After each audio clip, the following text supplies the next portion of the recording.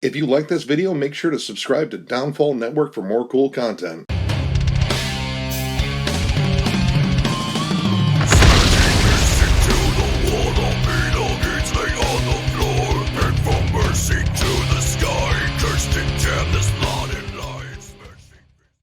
What's up, everybody? Thralls of Metal back once again, this time with another album review. The fourth album by Mr. Bungle, The Raging Wrath of the Easter Bunny. I am Rin. I am Jammin Jon. I am Necrotic Nick. And this album will kick you in the ding-ding. Several times. Actually non-stop. More than that. So this is an interesting release in the sense that this was actually released 35 years ago. Granted, recording quality was not great, and this was actually the first demo that Mr. Bungle ever did. And then they sat on it for 35 years. It's a mean thing to do to people. Until today, released on Ipecac Records. And this is an awesome re-recording because they called in some thrashy buddies. Now, not only do you have Mike Patton, legendary vocalist of Faith No More, and a myriad of other projects. Many things. Many projects. You also have Trace Bruans, and he also did some time in Faith No More as well. And Trevor Dunn, who's also done time in the Melvins and is still currently in Tomahawk. But we call in some thrashy reinforcements here and get none other than Dave Lombardo from Slayer and a myriad of other projects where he just beats the hell out of his drums amazingly. Yes. And Riff Lord Scott Ian from Anthrax and s.o.d. and my God, Ooh. I have not heard guitar riffing this fast in a long time, and I listen to a lot of fast shit. Now, a little backstory. These guys formed in 1985 in Eureka, California. They found it. Broke up in 2000 after their album California. Then recently, as in last year, reformed, and pretty much this is the result of it. And my God, this is one of the most intense listens I've had this year. And that's a bold Possibly statement. ever. The only breaks that come with this album are in the intro track. Grizzly Adams. Clean guitars, creepy melodies, unsettling, disturbing. Jazzy, Yep. sort of. But creepy. But creepy. Very And like creepy. 3 minutes of it. It's leading you on that there's more to come that's just about to fuck you up, and it does with Anarchy Up Uranus, the next track, which just launches into crossover frenzy. All this in Uranus. Up it. Right inside of it. s.o.d, d.r.i. These initials mean something to us, of course, but straight up crossover thrash.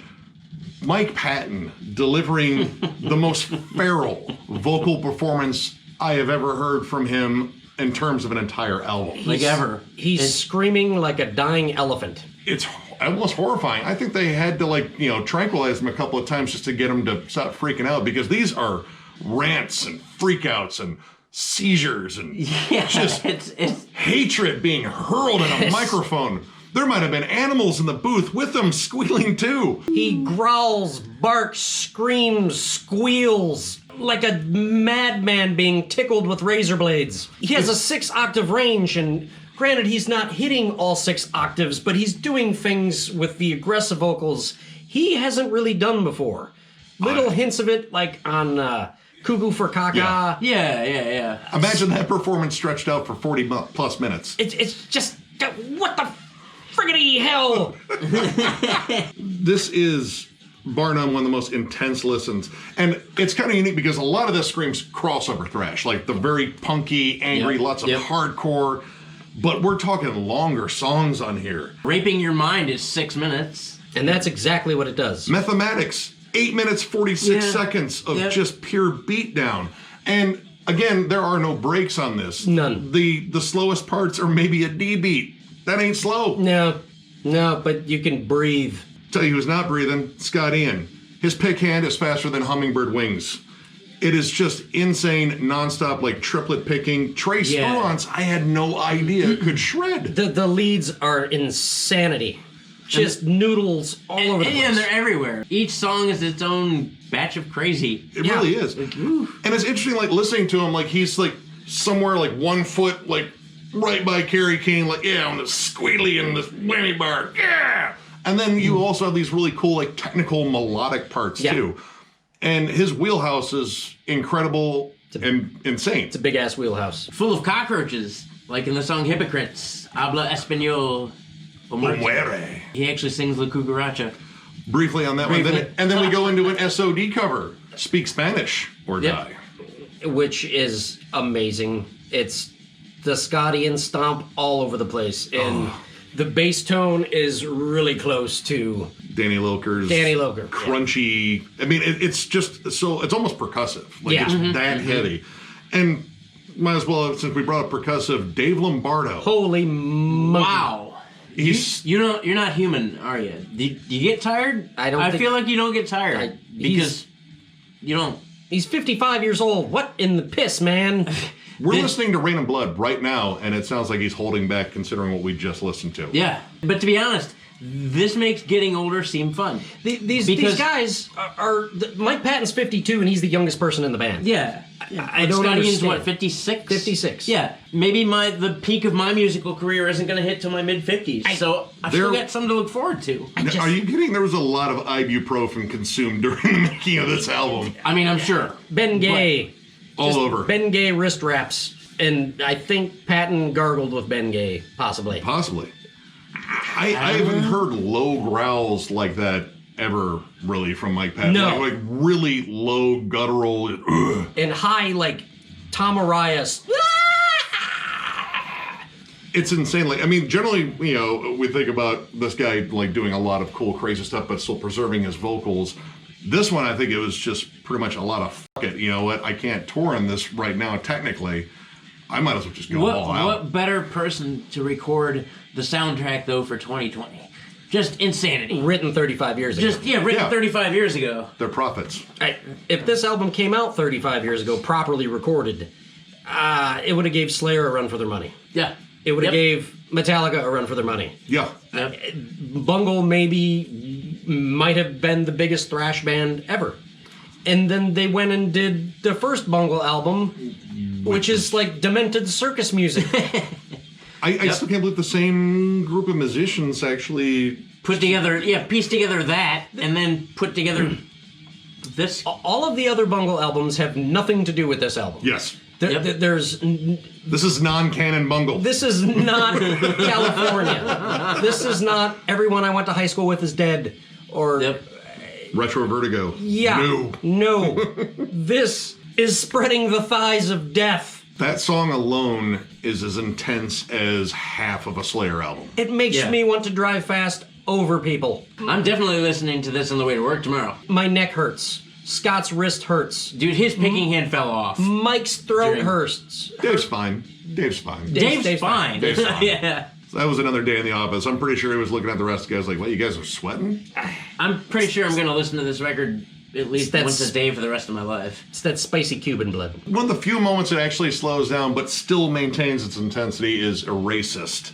Erasist keeps that s.o.d. stomp. It's a little bit of mid-tempo stuff, but even the picking on that is still intense. Even in the slower moments, it's still triplet chugs and Scott begging Mike, listen, just give me a minute. Take it down. Take it down a notch. Just one. General Patton, sir, may I be relieved? And Patton says, no, you may not!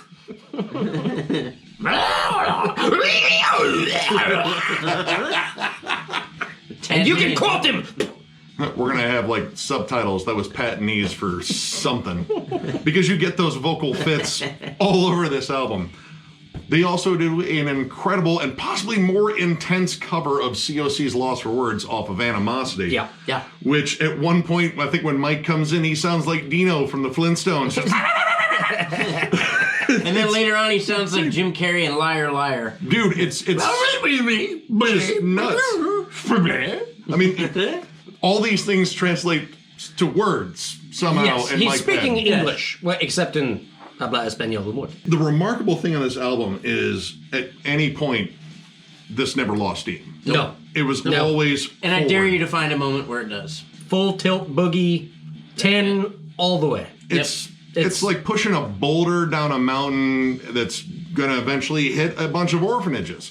It's that dark and weird and heavy and fast moving. It does not stop. Nope. And the relentless pace of just like one single song, especially the long songs, Sudden Death, the closer, What the hell? might be one of the heaviest songs in an already insanely heavy album. Yeah. There's no break there. Even in No. the slower groovy pockets, I mean, Dave Lombardo does a double fucking bass thing that just is ridiculous. His legs can move that fast still. This isn't triggered. This is just Dave's muscles. Well, I mean, let's talk about this song. They said there were 97 riff changes in Yeah, this Scott song. said that in a interview that I watched recently. There's 97 riff changes. They happen so quick you'd miss them. And Scott had to learn each song 2-minute sections at a time to keep it together in his mind. I don't understand how he could do that. These songs there's not a formula to them. I mean, is a verse, there's chorus, verse, chorus, but the changes, the tempos, Yep. It's like a billion different ways to play fast and aggressive. These riffs would be intense for 2-minute songs. These are 6+ minute songs. Most of them. Yeah. Most of Yeah. them. There's only maybe 2-3 songs on the album that are under 4 minutes. And the covers, probably. Yeah. Yeah. Yeah. Yeah. Even the cover's still reasonably long. Yeah. It's remarkable. I mean, I swear Mike probably called up Scott and said, hey, could you imagine playing, Kill Yourself for 9 minutes? No. Could you do it for me, though? Could you try? Also, no. Well, I'm already at your front door, so let's talk. Get in the truck. I knew it was going to be good. Yes. I knew it was Well, going to be good, yes. but I didn't think it was going to be this good. And as odd as it sounds, this is the most straightforward thing that Mr. Bungle has ever released. It is. And it is complete Yeah, and utter yeah. chaos. Yep. And this is their first album in what, 15 years? 20 years. Yeah. And releasing something that's 35 years old. Right. Right. First album in 20 years, but 35 years. But technically not- 35 years old. Yeah. This year makes no sense. No. But neither does this album, and I don't want it to. I want it to be the fastest, loudest, heaviest thrash album I listened to this year, and it is. I don't think anything's going to top it. We only got 2 more months. Yeah. Step up your game, youngsters. Yeah. God, I generally don't like giving out perfect scores, but at no point was I disappointed with anything on this. So here's my 5-star review of the year. This is absolutely incredible, start to finish, all killer, no filler. This is easily the most ridiculous vocal performance I've ever heard from Mike Patton, who has a litany of ridiculous vocal performances, and this is just nuts. Yeah. Not counting adult themes for voice, because that... Don't do that. Don't do that. This is incredible. Go out and get this. I mean, just get it. Get several copies. Yeah. Buy several. Yeah, buy several. Give one away. Yes. Christmases are just around the corner. Perfect time for anarchy up your anus. So I'm gonna go next here. Look, when we started Thralls, I gave out a couple 5-star ratings here and there, and then stopped because I, got into critiquing music a lot more. But I have 0 complaints about this whatsoever. My only complaint is that it was over when it ended, and we'd been at it for a good long time. Well, this is also 5 stars for me. I don't have a single complaint. It's so good, I don't even have words. My adrenaline glands. This is what veterans should sound like when they make a comeback, too, because this is how it's done. And again, like Rin said, youngsters, pay attention. This is how it's done. This is an amazing, amazing thrash album. Everything sounds... I mean, really, let's look at it this way. Let's get a bunch of killer musicians and Dave Lombardo and fucking Scotty in, and then let's call Mike Patton and say, hey, let's put this back together. There's no better group of talented musicians out there when it comes to this caliber of music. Yeah, everything. Like they said, go out and buy this and buy several copies and a shirt and... Phew. All of it. All of it. Mike Patton is my spirit animal. I love the man. Yep. I celebrate his catalog daily. This performance that he does on this album is unlike anything he's ever done.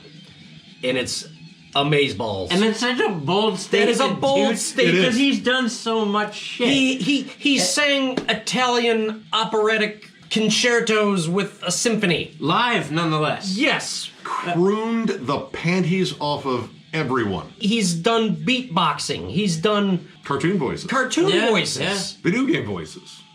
But this is the most intense thing he's ever done. And I fucking love it. I hope he does more. Yes.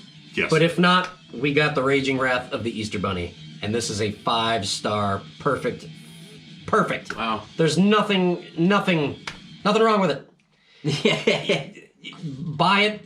They have it on CD. They have it on vinyl. They have it on cassette. Get all of them. Collect the whole set. I got the CD and the vinyl coming. That they were sold out. And an awesome shirt, dude. And I'm so their jealous. shirts are awesome. I'm so They jealous. got a live stream coming up Yeah. Halloween night. I cannot wait to see Patton's neck just open up like that and Scott wrist explode like scanners, but the wrist, not the head. Our heads will explode. Yeah, no. That's I can't imagine seeing this live. this The is- energy in the room to see this live would This- be insane. You don't understand, man.